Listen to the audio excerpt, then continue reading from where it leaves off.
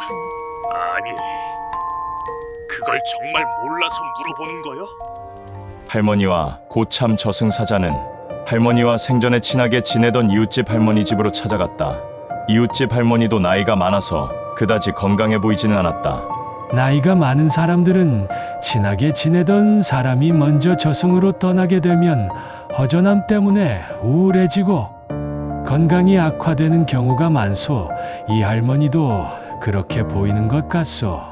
할머니는 안타까웠다. 혹시 이 할머니는 언제쯤 이승을 하직하게 되는지 알 수가 있나요? 그건 명부저승사자의 소관이라 같은 차사라고는 해도 권한 밖의 일이오.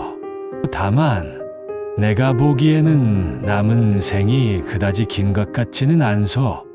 할머니는 고참 차사와 함께 마을 수호신의 안내를 받아 마을을 돌아다니면서 자신과 친하게 지냈던 이웃들을 살펴보았다.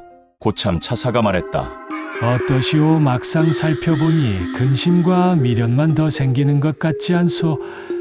이승에서 살면서 좋은 덕을 많이 쌓으면 죽고 나서도 좋은 곳에서 다시 만날 수 있는데 인간이라는 존재는 그걸 알지 못하기 때문에 개인적으로 참 안타깝기는 하오. 할머니가 물었다. 그러면 사람이 죽을 때 저승사자는 몇 명이 오나요? 내가 죽을 때는 3명이 왔었는데.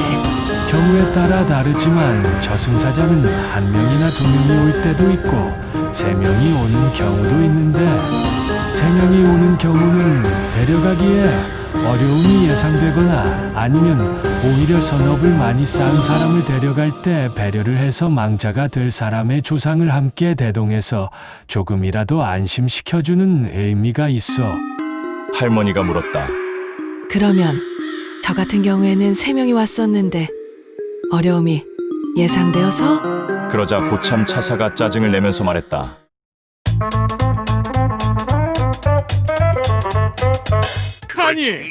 그걸 정말 몰라서 묻는 거요. 고참 차사의 짜증이 이해되신다면 구독과 좋아요를 눌러주세요.